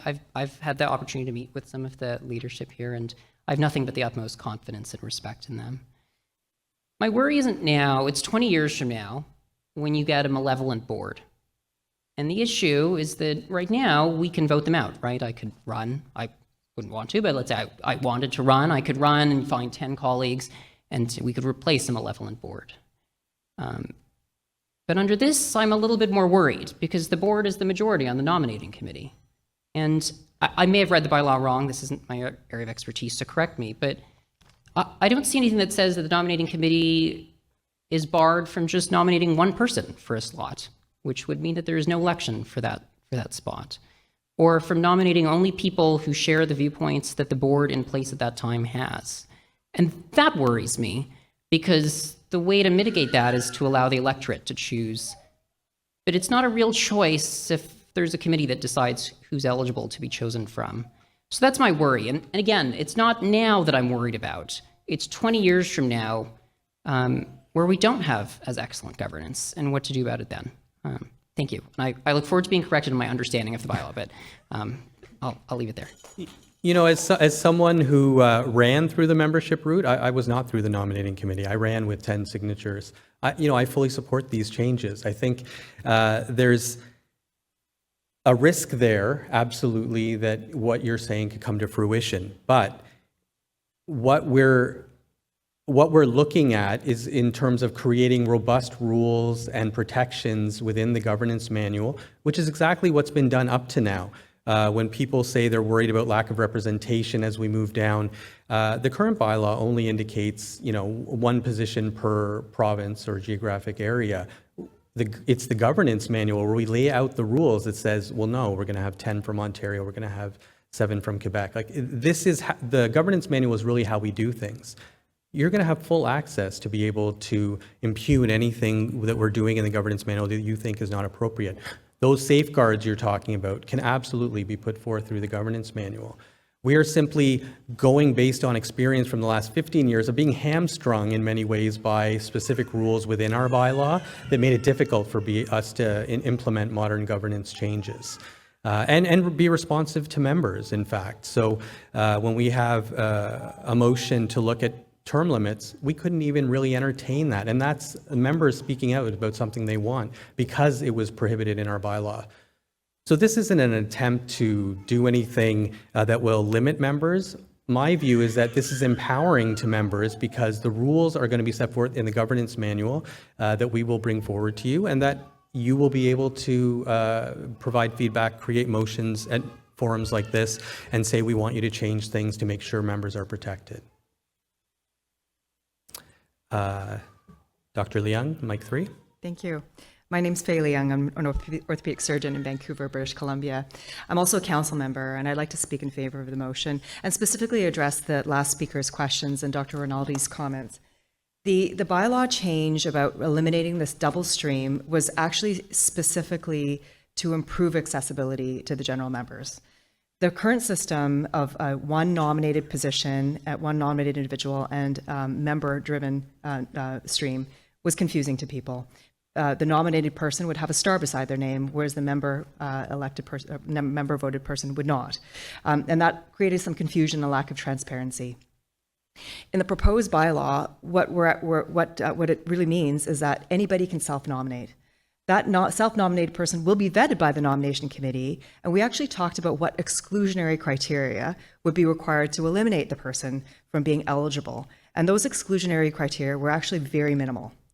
So in the current the bylaw that's proposed, there would be someone that's nominated by the nomination committee, but any of you, if you wanted to put your name forward, could do so, and would be vetted and would be on that ballot. So the intent was really to increase your ability, increase the transparency, and your accessibility to council. There's also two different streams of the regional as well as the national. So for instance, if you put yourself forward geographically and you were not successful, you still actually now have an opportunity to put yourself forward on a national level. So that actually creates more opportunities for members to be involved. I hope that helps. Thank you. Online? Yep. Thanks, Brenda. Dr. Pat Bergen, past CMPA counselor from PEI, is seeking clarification about the geographic allocation of board members and how that differs from the present process. The geographic positions, the ones that will be allocated, we will again determine through the governance manual how many positions will be allocated per geographic area as we do today. So in practice, there won't be a significant change in that department.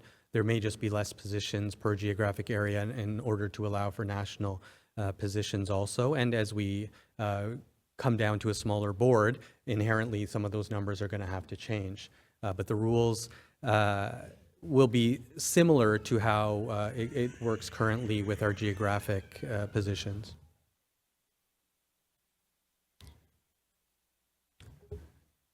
Microphone one. Oh, microphone two was first? Okay, go ahead.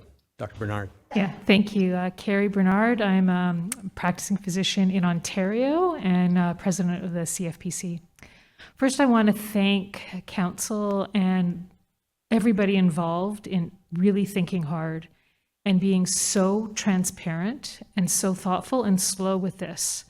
I see a direct line from what happened last year to what's happening this year, so that makes me feel heard. It makes me feel like membership has a voice. I fully appreciate how difficult it is to get all of the boxes right, but what I see in these changes is a reflection of what we see in best practices in governance right now. I don't know how you manage with a 32-person board to get stuff done, and really becoming more nimble and limiting terms is really what I would expect to see in a modern organization. I felt that the materials were so well laid out and so well explained that I feel that I have a voice. And as some of the members have discussed, this requires trust. It requires trust in what's happening right now, and I'm happy to hear that through the governance manual, there will still be more opportunities for voice. So the things that I'm hearing and the reassurance about the governance manual make me feel very reassured that the membership was listened to, that it wasn't just a decision of council, that in some ways this takes people who are right now on council in a direction where they may not be able to be anymore. It's not in their best interest. And so I feel really proud to be a member of the organization. I want to thank you for the work. Thank you, Dr. Bernard. Dr. LaFontaine. Lika LaFontaine, I'm an anesthesiologist from Grand Prairie, Alberta. Once again, this is an enormous undertaking. I think some of the concerns have remained in small sections of the undertaking. And I always wonder with these omnibus, like just as an aside, omnibus motions, like why not take the small part that most people don't agree with and just kind of move that as a separate thing? That way you don't have to bundle everything together and have people feel uncomfortable. But the point I wanted to ask about, and just for clarification, was just with the governance manual, members will be informed of what's in there, but they won't actually have any power outside of soft influence to change it or to get onto council to change it. So that's one concern that I have, and I don't know why in these governance changes there wouldn't be some sort of mechanism to have membership actually be an active part of kind of co-creating that in some sort of cadence. The second is The problem with skills and diversity matrices is that they're skills plus diversity, and they're not always weighed the same. I can tell you that I'm probably the most experienced board server, like among Indigenous physicians in the country. I don't have actuarial experience. I'm not a CPA. I don't have my law degree. I doubt there's any colleagues I could find again across the entire country that are First Nation, Inuit, or Métis that have those backgrounds. And so although diversity is desired, if there's a strong need for actuary experience, which none of the applicants would have, how do we decide what's weighed?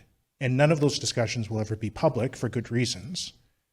How do we know why things were weighed outside of one-line statements that this was the consideration? And in the current mechanism, I see no way to actually interrogate those reasons. And so I personally think bylaws are written. That way you deal with the worst situations an organization can put themselves into. I don't think we're there. But I do worry that there's kind of a self-sustaining aspect to all of this. Nominations committee makes a decision. Most of the people are from the board. The board approves their own decision. And that just cycles over and over. So hopefully those questions are clear. Thank you. Thank you. It's a difficult thing to, like you said, there's trust here, and how we move forward with some of these things is difficult. The reason we've set it up as skills and diversity matrix is exactly for the reason you're saying. They're not the same. They're very different.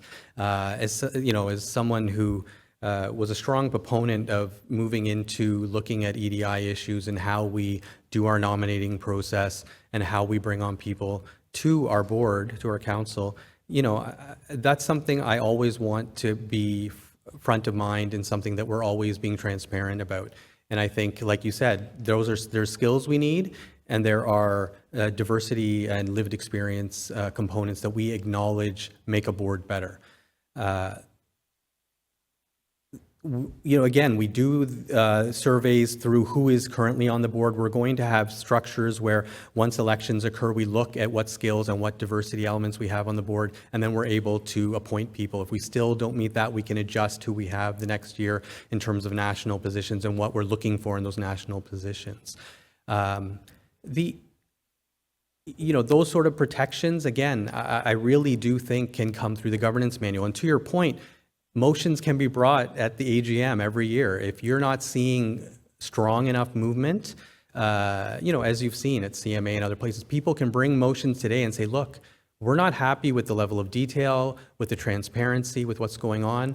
And you can say to us, I'm bringing a motion that says I would like this part of the governance manual changed, a specific provision. And that's empowering to our members. I think that's much more empowering than having to go through a process every 15 years where, we can make some changes to really meet the needs of all of our members. So, do we want you to trust us? A little bit, but we're going to come back to you in a year or two with governance manual provisions around nominating, around these other things that people are worried about, and say, look, this is where we've landed. These are what the details are. Let us know what we're missing. What do we need to change? Who are we excluding here? And that's really how we're looking at this. Microphone 2. Diane Franqueur, obstétricienne gynécologue à Montréal et aussi directrice générale. Diane Franqueur, working in Montreal and also member of the Obstetricians Association in Canada. I rise in favor of the motion, and I'll explain why. I've seen the governance changes that you're proposing.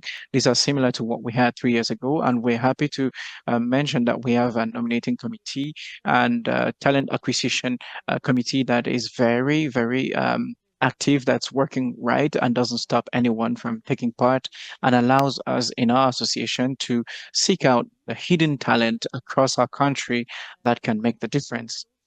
We brought about some changes that will be considered for eventual discussions. And I think that if we want to draw younger people, 6-year terms are too long, and this scares young people. They don't want to commit for that long. And at SOJC, we very much appreciate the contributions of external members who bring another perspective to the decisions that are taken.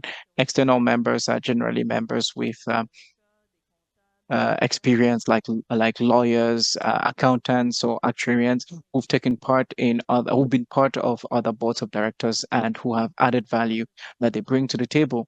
We rise in favor of this motion, and we encourage all physicians to trust the council. Thank you very much. We appreciate the experience and the support of the SOGC and the work you've done already in the same area. And again, we've looked to all of our fellow organizations for help in terms of what's important, in terms of what we brought forward. Unfortunately, I have to cut off questions now. We have to call the vote due to restrictions with our people online. I really do apologize to those who were standing and those online who have not had time to have their questions answered. So I will now open the voting. Please use the keypad or the online interface to vote. Once you have cast your vote, it will take a few minutes to tally the results. Adoption of this motion requires a 2/3 vote of the members present and casting a vote. So please vote now, and we'll come back to you once we have some results.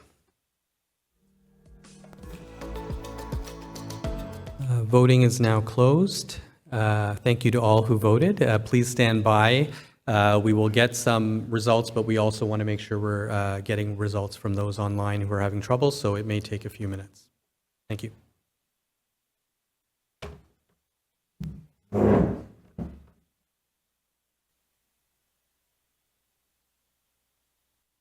All right, welcome back. So I'm happy to announce that members have approved proposed bylaw number 53 with close to 80% voting in favor of the motion. Congratulations, everyone, for the hard work on this. Hearing, 20% voting against. Again, we are very happy to hear dissenting opinions, and we've heard loud and clear the voices in the room and the voices we hear in council as well, that there's opportunity to further enhance trust with members and make sure that we have procedures set forward as we go forward that make sure that we're all doing what's best for members and creating an organization and a governance structure that will ultimately lead to the best outcomes for our members. As the motion has passed, we will now take the necessary steps to officially amend our bylaw.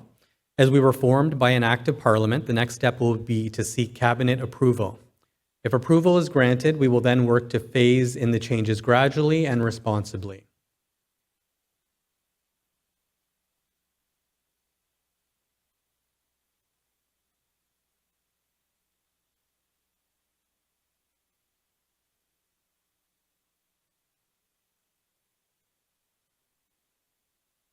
So now we will move to the advisory motion that has been brought forward by Dr. Laurence Batmazian.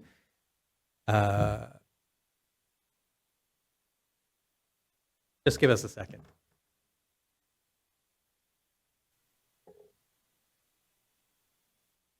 So we now have an advisory motion to address, as I mentioned. On July 18th, all members received an email from the CMPA advising that we had received a member motion related to the proposed bylaw number 53. The motion focused on the single path on nomination that would come into effect should bylaw 53 be approved, which has just happened. So the process will be Dr. Batmazian will move the motion. I will then call for the motion to be seconded. Once the motion has been seconded, Dr. Batmazian will have the opportunity to speak to the motion, and we will then open the floor to questions. As before, please restrict your comments to 2 minutes so we can hear from as many members as possible, and I will monitor the discussion in the room. And once again, Dr. Watkins and Dr. Eisner-Parsh will monitor any questions and discussion online. So Dr. Batmazian, please come forward to the mic to move the motion. I will move the motion. Is that it? That's good. Oh. Move the motion on the screen. Thank you very much. Do we have a seconder for the motion? See, Dr. Paul Healy is seconding the motion. Thank you very much. I will now ask Dr. Batmazian to speak to the motion for 2 minutes. One of the things I've learned in life is that lots of policies come out from small anecdotes. So I'm going to share one of mine, and hopefully it will help with explaining why I propose this. So one day I woke up and I said, I'm tired of hearing people complain about the college, and I should do something about it. So I went online and I called them and I said, hey, are you looking for people to be on committees? And they said no. And I said, oh, okay, that's great. And then the next month later, I got an email saying, oh, we're looking for people to self-nominate to be on council. And I said, well, I'm an early career physician. I don't really have much to offer. I've never been chief of a hospital, or I'm not a professor at U of T. I respect any of you that are. I just am not. You know, I just go to work. I see my patients. I go home. But I said, I'll do it. Okay, I'll put my name forward. Let's see. Nothing bad is going to happen, right? So I went online. I did the course. They make you do like a 2-hour course or whatever. You have to sign a pledge, pledging allegiance. Okay, no problem. Signed it. Sent it in. Didn't hear anything. A month later, I got an email saying, you haven't been selected. Okay, no problem. If you wish to appeal, you have 72 hours. And so I did something somewhat provocative, which I try not to do. And I said, I'm just curious, why wasn't I selected? I think that's a reasonable question to ask. So the response I got 2 days later, clock's ticking, I only have 16 hours to respond, said, we felt that you didn't meet our diversity attributes. You and your patients didn't meet our diversity attributes. I guess I was sort of taken aback by that, because I said, I'm not sure how one does do that. How would I demonstrate that I meet the diversity attributes you're looking for? And that's where I left it, and that's okay. I went home and I slept at night and I moved on with my life as I always do. So this motion came from that, because I really like the CMPA. Again, I don't know what they do behind the scenes, but whatever it does is helpful to me. And I would hate for a future version of someone like me who is interested in getting involved in some way but does not know how and does not have any special qualifications to do so. I want them to not be stuck in the same situation I was. So that's where this came from. So I'll just touch on it briefly. It speaks for itself. I'm grateful somebody translated into French. That's great. So a couple of things. So one is that I think that the board's nominating committee should nominate as many people as are qualified. I think that's not outlandish. That's one way to address implicit bias, is by putting people on the ballot so that the electorate can choose. I think it's really important that if you applied and you didn't get selected, you should get some feedback.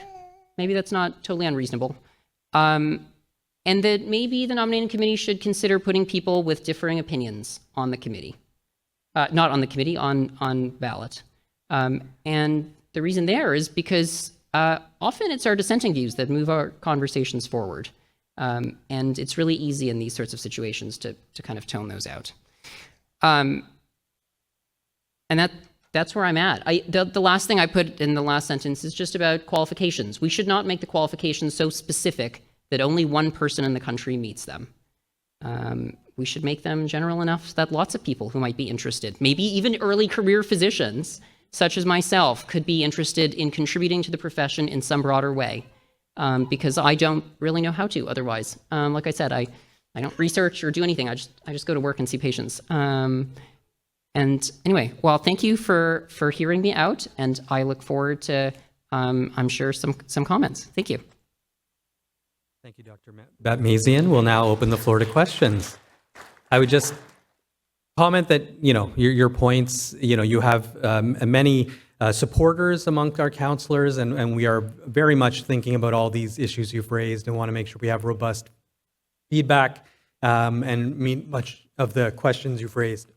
Excuse me. Good afternoon. My name is Victoria Janaskevich. I'm actually the resident counselor on council right now, and I'm an MFM fellow in Ottawa.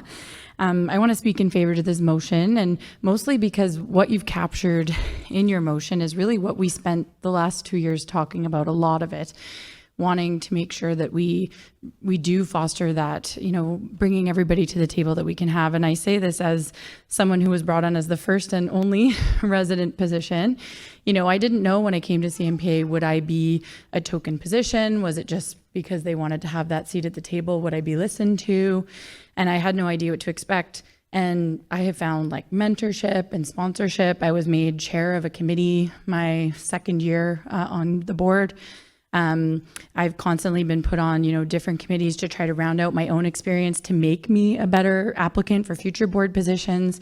And I really do believe the intention and the spirit of the board that has been making these changes is to continue to try to get that. They know that the resident and the early career voice is important, and we want to see that move forward. And when we talk about the nomination process and what we maybe vision, because we're still early days thinking about that, but that it would be everybody would come on the ballot short of people with like very direct conflict of interests or major criminal record. Like we haven't set the things, but it's more to be like risk management to the organization while also giving so many more people an option to get on a ballot without it looking biased with a star beside one person's name, and then the early career physician running from the floor that maybe doesn't look as similar of an applicant. So I really do think that exactly what your motion has captured is what we as a board have tried to capture in our discussions. And I really have faith in this board as sort of maybe you're not traditional board member. I didn't have a lot of those hard skills, but I had a point of view and a perspective as a young, female, young mom, young OBGYN resident,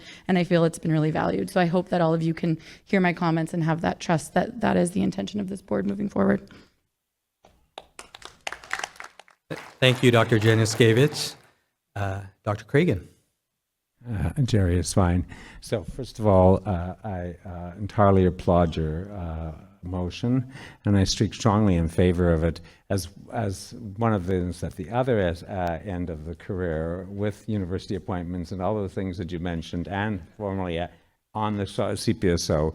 I think that the opportunity here is that we want diversity. We want the ability for people, if they meet, we set minimum requirements, and then everyone who applies, who meets those minimum requirements, should be able to run.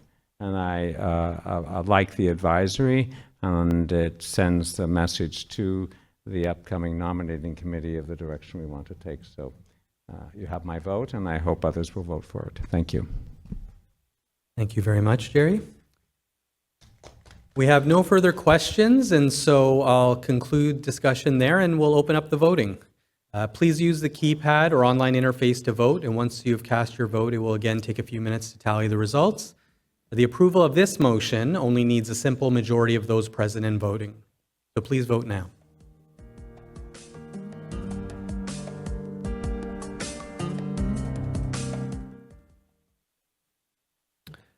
All right, happy to announce that the member motion has been approved by over 90% of members.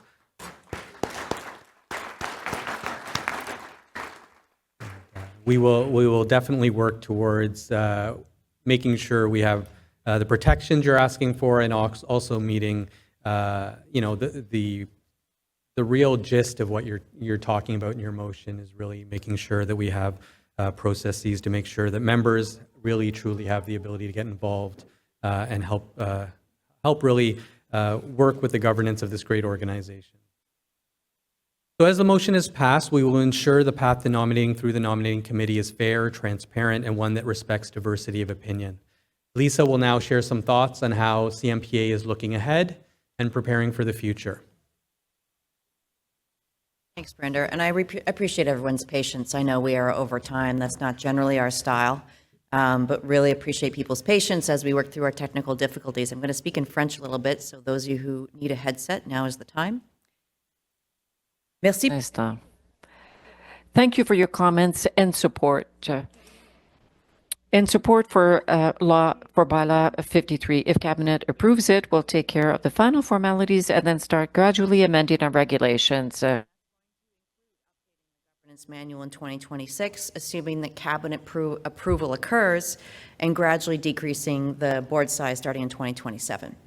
I am going to give you just a very brief 2-second snapshot of what's coming in the coming months. So building on the feedback we got in the membership survey, we're going to continue to make an even better member experience. We're going to make our services more accessible, meaningful, easy to use. We're going to enhance our learning resources. We're going to continue to strengthen our use of research to drive safe medical care. And we're continuing to look to apply EDI principles in all of our services. I'm also pleased to share that we're starting our next strategic plan. That's going to be launched in 2027, and we really appreciate the insights that members are giving us and stakeholders through surveys and engagements. Thank you. Your perspectives are critical to this next plan. And as always, we'll continue to be there for you.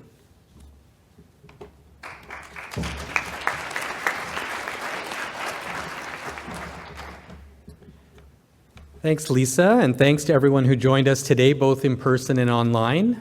We look forward to seeing you next year at the 2026 annual meeting in Calgary on August 19th. Just for everyone in the room, please leave your voting cards and devices on your table, and they will be picked up from there. If there is no other business, this concludes the annual meeting. I declare this meeting adjourned. Thank you, everyone.